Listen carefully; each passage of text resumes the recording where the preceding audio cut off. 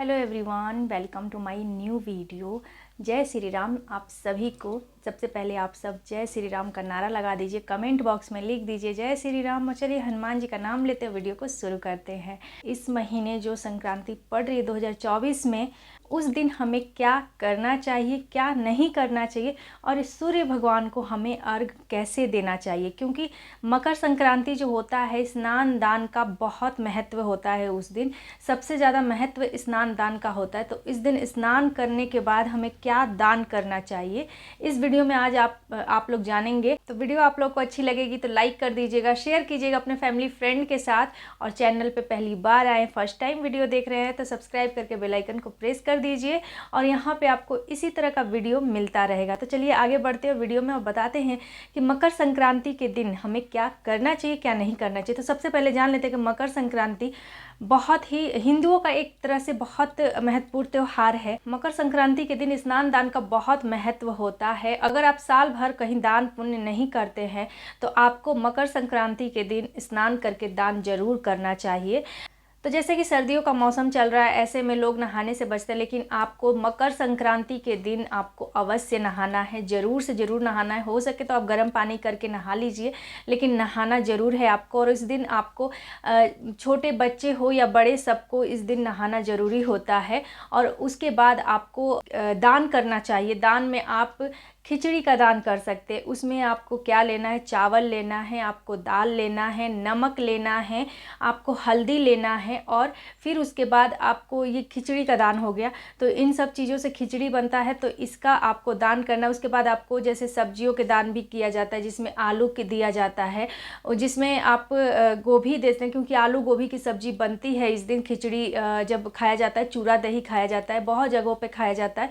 पूर्वांचल में तो ये चूड़ा दही के नाम से, खिचड़ी के नाम से प्रसिद्ध है, लोग जानते हैं, घर घर में और खिचड़ी बनती है। तो खिचड़ी का सामान के साथ साथ जैसे कि हम चूड़ा दही भी खाते हैं, तो इसको भी दान किया जाता है, इसका भी। तो चलिए जान लेते हैं कि सब्जियों में हमें क्या दान करना चाहिए। तो आप सब्जी में आलू कर सकते हैं। अगर देखिए सब्जी में हर कोई समर्थ नहीं हो पाता है सब्जी का दान करने में या फिर किसी भी तरह का कोई भी दान देने में, तो आपका जितना समर्थ है, आप जितनी समर्थ है उस हिसाब से आप दान करिए। आप एक आलू का भी दान कर सकती हैं। तो आपको सब्जियों में क्या ले लेना है, जैसे कि देखिए सीजन अभी चल रहा है गोभी का, तो आप आलू ले लीजिए, गोभी ले लीजिए, फूल गोभी, और उसके बाद आप मटर ले लीजिए। इन सब चीज़ों का आप दान कर दीजिए। आप लहसुन प्याज का दान बिल्कुल ही ना करें, क्योंकि और इस दिन लहसुन प्याज भी नहीं खाना चाहिए और ना ही आपके घर में ये बनना चाहिए।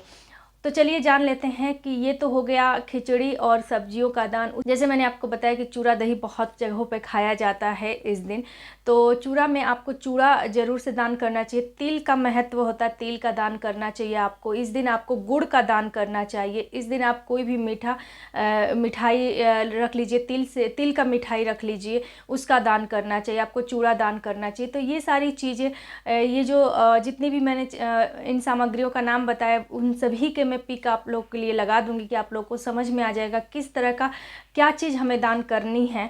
तो इन सब चीज़ों को आपको दान में देना है, दान करना है उस दिन। स्नान दान का जैसे कि महत्व है, तो ये सारी चीज़ें आपको दान में देनी है। जैसे कि आप ब्राह्मण को दान करते हैं तो इतना दान करना जितना कि उस ब्राह्मण का एक टाइम का खाना हो सके, मतलब एक टाइम का उनका उस आपके दान से एक टाइम का वो भोजन बना सके, इतना आप दान करना। उससे कम नहीं, उससे ज़्यादा हो सकता है, लेकिन उससे कम दान आप मत करना। तो जैसे कि इस दिन तिल का महत्व होता है, तो तिल को दान करना है, तिल को खाना है आपको इस दिन। इस दिन भगवान को तिल का भोग लगाना बिल्कुल ही ना भूले। तिल का भोग लगाने से भगवान बहुत प्रसन्न होते हैं और इस दिन आपके घर में सुख शांति के साथ साथ आपके घर को धन धान से भर देते हैं। तो तिल का भोग जरूर से ज़रूर लगाइए। उसके बाद आप तिल का दान भी करिए और तिल आपको खुद भी खाना है, खुद भी आपको प्रसाद के रूप में उस दिन लेना है। तो बहुत जगहों पे तिल को तापा भी जाता है, यानी कि अग्नि में तिल को डाल के और उसका सेक लिया जाता है, तापा जाता है। तो ये बहुत जगहों पे होता है। तो अगर आपके यहाँ पे होता है, आप अपने घर के नियम देख लेना। अगर आपके घर में ऐसा होता है तो आप इस चीज़ को कर सकते हैं, तिल का उस दिन ताप सकते हैं। तो चलिए जान लेते हैं कि मकर संक्रांति के दिन आपको क्या नहीं करना है। तो आपको लहसुन प्याज का सेवन नहीं करना है। आप अपने भोजन में नहीं डालेंगे लहसुन प्याज, और हो सकता है तो एक दिन पहले से, यानी कि 15 तारीख को अगर मकर संक्रांति है इस साल, तो आप 14 तारीख से ही अगर इसका सेवन बंद कर देते हैं तो ये भी बहुत अच्छा होता है। तो उसके बाद अगर आप नॉनवेज खाते हैं तो नॉनवेज का भी सेवन आप एक दिन पहले से बंद कर देते हैं तो बहुत सही रहेगा। और अगर नहीं कर पाते हैं तो आप उस दिन तो बिल्कुल ही ना यूज करें। तो जैसे मकर संक्रांति में सूर्य को अर्घ देना बहुत ही शुभ माना गया है और सूर्य को अर्घ देना अनिवार्य है, मतलब आपको उस दिन सूर्य अर्घ जरूर देना है। तो चलिए जान लेते हैं कि जब हम सूर्य को अर्घ देंगे स्नान के बाद, तो हमें उसमें कौन कौन सी सामग्री से हमें सूर्य भगवान को अर्घ देना है। तो आपको ले लेना है एक लोटे में जल और उसमें डाल लेना है आपको काला तिल।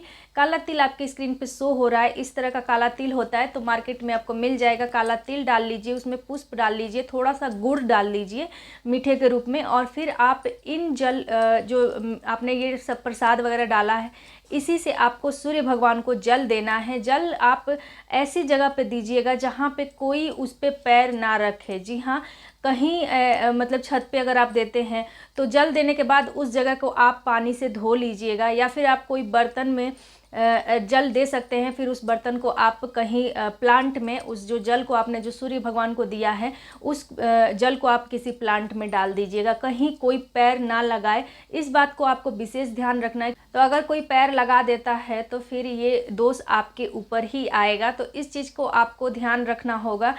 तो अगर आप मिट्टी वगैरह में जल देते हैं तो बहुत अच्छा रहता है, लेकिन शहरों में मिट्टी नहीं मिलेगा तो आपको क्या करना है, आपको छत पे जल देना है सूर्य भगवान को, और कोई प्रात ले लीजिए, कोई बड़ा सा बर्तन ले लीजिए या फिर कुछ भी, आप उसी में जल दीजिए और फिर वो उसको जो जल है उसको ले जाकर आप किसी प्लांट में डाल दीजिए। यानी कि आपको ऐसे खुले में जल नहीं देना है, इसका दोष आपको लग सकता है। तो इन चीज़ों का आपको ध्यान रखना है। और सूर्य भगवान को अर्घ बहुत ज़रूरी होता है इस दिन, स्नान दान और सूर्य को अर्घ देना।